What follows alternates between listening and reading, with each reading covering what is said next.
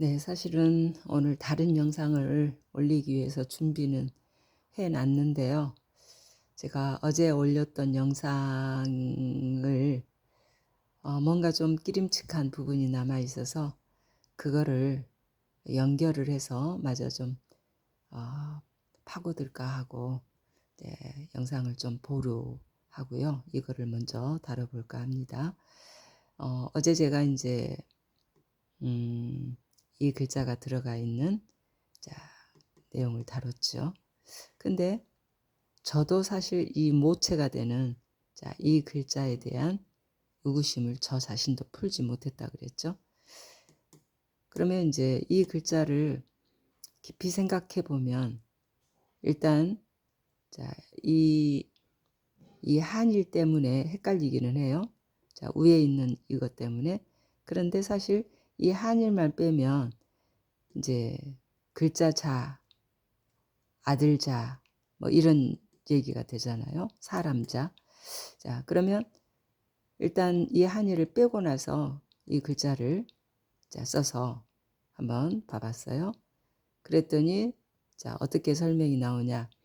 우리가 너무나도 글자자로만 생각했던 것 같은데 이건 집이잖아요. 지금 집가잖아요. 집가머리라 그러죠. 집에서 자녀를 가리킨다는 얘기죠. 집에서 자녀를 가리킨다. 자, 그러면 가리킨다 라는 말은 이제 배울 학이죠. 네, 그래서 이제 여기 간체입니다. 맥이 똑같이 나가기 때문에 번체가 아니라 간체를 써봤어요. 자, 그럼 여기 보시면 이제 역시 집, 그 글자 자, 집에서 자녀를 가리킨다는 말이 그대로 내려오되 양쪽에 이 두 개가 살짝 붙는 정도죠. 자, 그렇다면 이거는 뭐냐? 말하자면 자녀를 집에서 가리킬 때 나뭇가지 몇 개를 꺾어다가 두 손으로 옮겨가면서 숫자적인 개념을 가리킬 때 쓰이는 글자라는 거예요. 숫자적인 개념을 가리킬 때. 자, 그러면 말하자면 이제 이 한일만 빼면 아주 쉬운 글자들이지 않습니까?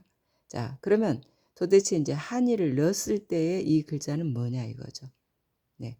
그래서 보니까 이게 이제 사방으로 설명이 되어 있더라고요. 사방. 네. 열십이 아니고 사방. 그러면 뭐냐? 사방으로 빛이 반짝 했다는 내용이었어요. 사방으로 빛이 반짝. 사방으로 빛이 반짝했다. 그러면 좋은 일 아닙니까? 그런데 이 글자가 살패 였어요. 패라는 글자도 과히 좋은 말이 아닌데 앞에 살이라는 말이 붙었잖아요. 네, 죽일 살이라는 얘기죠. 죽어가는 거라는 얘기예요. 그러면 이게 어떻게 받아들여야 되나? 말하자면 이렇게 사랑스럽게 가정에서 교육했던 아들이 폐루나가 되어가지고 죽여야 되는 상황이다. 죽어가는 상황이다. 이렇게 된다면 저의 머릿속에서는 모든 글자에 그 첫 조상에게로 끌고 가려고 하는 저의 이 생각을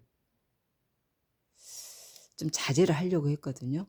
네. 그런데 어쩔 수 없이 또 그쪽으로 생각이 몰아가는 그런 느낌이에요. 그런데 이제 이 살패라는 이 글자가 이제 동급으로 같은 의미로 쓰고 있는 글자가 있다고 해요.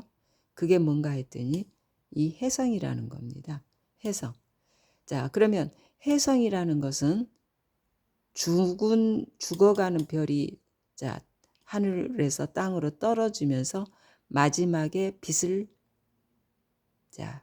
반짝 내고 사라지는 별을 혜성이라고 하지 않습니까?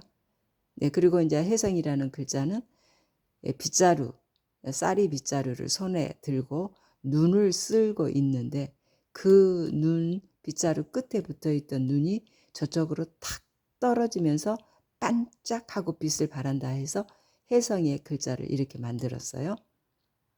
자, 그렇다면은 그렇다면은 뭘까요? 이것도 혜성과 같이 반짝 빛을 내고 죽어가는 것이고, 혜성도 그렇고 같은 동자다. 이렇게 되면 아담에게로 안 갈 수가 없죠. 네. 그런데 이제 이 글자를 토대로 해서 힘력도 붙어서 이제 노발대발한다는 그런 얘기가 되었잖아요. 근데 이게 이제 노발대발할 때 사람들이 어떻게 해요? 목을 잡죠. 네. 그래서 다루를 붙이니까 이게 목이 되네요. 목. 그리고 또 마음심이 붙으니까 자, 역시 이것과 똑같은 폐가 되면서 어떤 설명이 따라오는가 하면 거스렸다, 미혹되었다, 도리에 어긋났다. 자, 이런 얘기가 나오는 거예요. 그러니 아담에게로 이 글자가 안 갈라야 안 갈 수가 없는 그런 상황이 된 것 같아요. 그러니까 아담이 정말 좋은 가정에서 태어나서 부모의 자, 가르침 하에 가정에서 교육을 잘 받던 그 자녀였는데 그의 머릿속에 엉뚱한 곳으로부터 반짝이는 불빛이 들어오더니만 자, 유혹이 되고 도리에 어긋나고 거스르게 되고 그래가지고 결국 혜성처럼 잠깐 반짝 빛을 바라고는 죽어가는 자, 살패가 되었다. 이거 아닙니까? 자, 그러니 아담에게로 안 갈라야 안 갈 수가 없는 그런 상황이네요. 네. 그래서 이제 제가 저의 그 영상 손톱조를 이제 모아서 다뤘던 70번 영상과 그리고 죄를 짓기 전에 아담은 하나님의 대가정의 막내 아들로서 정말 사랑받던 믿음부라고 하는 아들이었다 하는 점을 다룰 때 제가 이 글자를 시리즈로 사용을 했던 영상이 있어요. 자, 여기에서도 보세요. 아들이잖아요. 하나님의 손이라 그랬죠. 내 아들, 믿음이 가는 내 아들이라고 했는데 짝을 줬더니 버려지기 시작하더니만은 자, 포로가 되고 자, 떠다니는 신세가 되고 네, 하루도 못 사는 하루살이 인생이 되고 이런 얘기로 나눴잖아요. 네, 그래서 이 맥하고 오늘 다루는 자, 이 살패라는 이 글자가 해성과 같은 동자로 쓰이고 있다 하는 이 글자가 역시 첫 조상에게 이끄는 그런 상황이 되네요.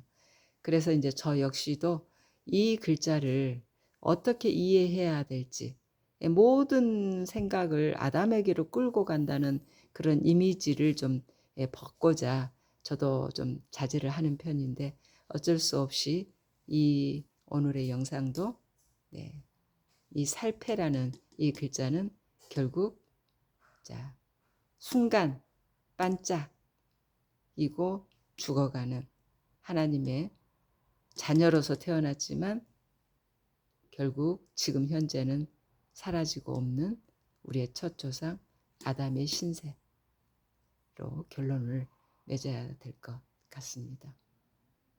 그래서 이제 한국어는 발이었죠.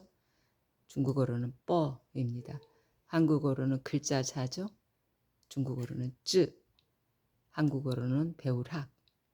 중국어로는 수에. 네. 그리고 살패는 빼이. 해성은 후이. 목은 뻐. 패는 빼이. 자, 이렇게 해서